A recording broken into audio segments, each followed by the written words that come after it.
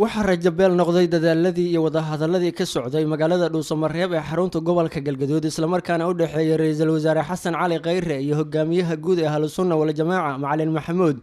wadahadaladaas oo ku saabsanaa khilaaf ka dhashay ciidamada dowladdu ay u daabulayso magaalada dhuusamareeb ee xarunta maamulka galmudug. wadahadalada oo saacadihii lasoo dhaafay socday islamarkaana labada dhinac u dhexeeyey ayaa guuldarro kusoo biyo shubtay kadib markii labada dhinac mid walbaahiba uu istaagay in asaga uu gar leeyahay islamarkaana ay isku mari waayeen qodobada la isla soo hor fadhiistay.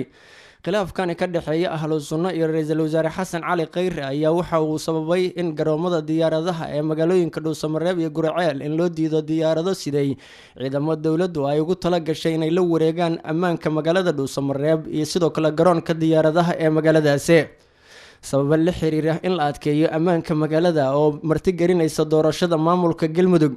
qorshahaasna waxaa wada ra-iisul wasaare xasan cali khayre iyo sidoo kale wasiiro ka tirsan xukuumaddiisa, ha yeeshee waxaa ku gacan sayray macalin maxamuud iyo sidoo kale dariiqadiisa gacanta ku haya magaalada dhuusamareeb iyo sidoo kale guraceel. wararkii ugu dambeeyay idaacadda Simba ee magaalada Muqdisho ay ka helayso gobolka Galgaduud waxa ay tilmaamayaan in labadan diyaaradood oo sida ciidan tiradooda lagu qiyaasay 200 oo askari ay maalintii labaad ku dul meeraysanayaan magaalooyinka kala duwan ee maamulka Galmudug islamarkaana loo diiday maantay inay ka degaan magaalada Cadaado ee gobolka Galgaduud sabab la xiriira in maamulka halka ka jira ee qeybaha bulshada ee degmada Cadaadaba ay khilaafsan yihiin qorshaha ra-iisul wasaare xasan cali khayre oo goor horeba ay ku tilmaameen inuu yahay mid wax duminaya. wararku waxa intaas ay ku sii darayaan in ahlusunna waljamaaca ay hirgelisay in dhaqdhaqaaqeeda ciidan uu ka xoogaysto magaalooyinka kala duwan ee xilligan ay gacanta ku hayaan. macalin maxamuud ayaana wararku tilmaamayaan in ciidankiisa uu ku amray inay gacan adag ay ku qabtaan garoonka diyaaradaha ee magaalada dhuusamareeb. sidoo kalena waxay wararku tilmaamayaan in foojignaan ay ka jirto magaalada guraceel.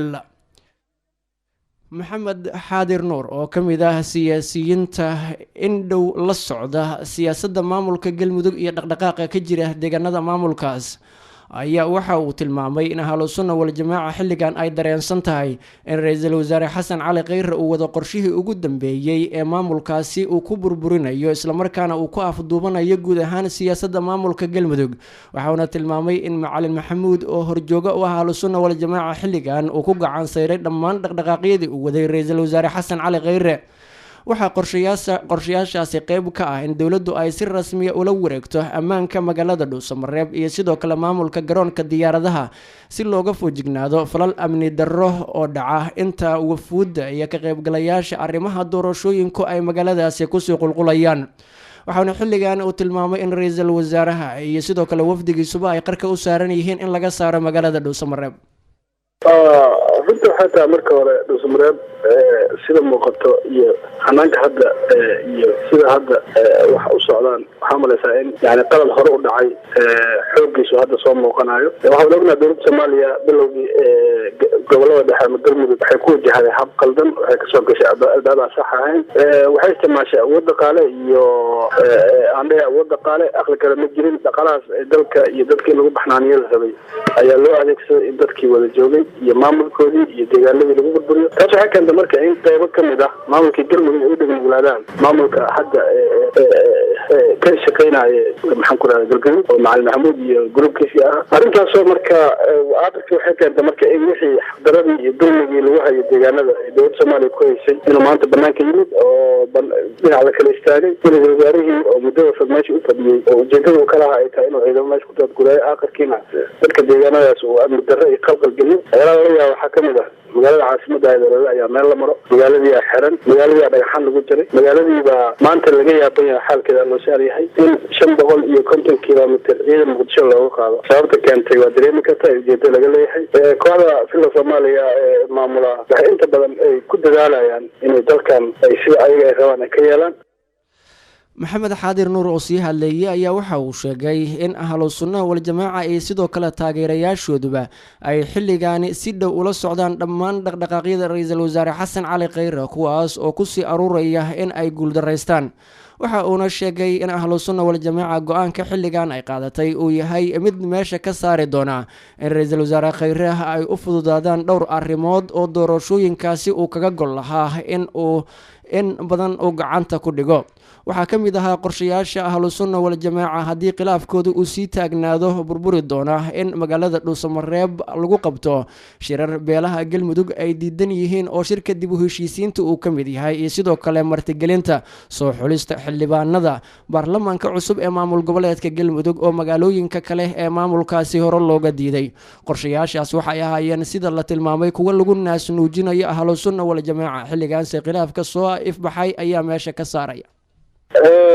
waxa horta iska cado oo mar kasta la adarosaya maxaa yeelay xasan cali khayre wuxuu isticmaalay wasiiqo yani dadka soomaalidana aan farxad gelin, maamulkii meesha jiray iyo dadkii deegaankana aan farxad gelin. wuxuu isticmaalay yani inuu rabsho iyo dagaal dhexgeliyo oo dad maamul jiray intuu dhexda ka istaagay inuu kala fardhiyo. waxaan ognahay horey in maamulkii axmed ducaale geelle xaaq cadaado in laga horkeenay madaxweynihii habeenkii iyo guddoomiyaha baarlamaanka, in maanta oo mar labaadna oo culamadii ahlusunnana laga horkeenay. waxaas oo dhan oo xaqdarra iyo dulmi ah oo lagu hayo deegaanadaas waxay ahayd wax yani la filaya inay mar un soo bixi doonaan. khiyaanada iyo dhagarta loo dhigaya dal iyo dad maamul u dhisan yahana maray fahmaan way fahmayeen. wixiina hadda banaanka yimaadeen wax yani qarsoon ma jiro. ra-iisul wasaaraha wuxuu rabay oo ciidanka u daadgulaynayo oo meeshaas uu u socday inuu xoog ku qabsado dadkaasna uu meesha yani wuxuu xiray iyo wuxuu dila ka dhigo, kadibna uu dad u sacbiyo keeno oo layihahdo maamulaa la dhisay. xilliga doorashada marka la gaaranayo inuu xildhibaanada dowladda federaalka galmudug ugu soo galayo uu halkaas kusoo qorto, taasna uu qowmiyadan iyo awoodeedii iyo aqligooda u gunaysa. laakiin taas suuragal maahan. dad nool oo aqli leh oo wax fahmaya waaye. kadib markii ay guuldaraysteen kulamadii xalay iyo saaka ay soconayay ayaa duhurnimadan bacda duhur waxay labada dhinac ee ahlusunna waljamaaca iyo ra-iisul wasaare xasan cali khayre ay iskugu soo laabteen kulan saddexaad oo aan la garanaynin natiijada uu dhali doono, kaas oo ka socda magaalada dhuusamareeb ee xarunta gobolka galgaduud.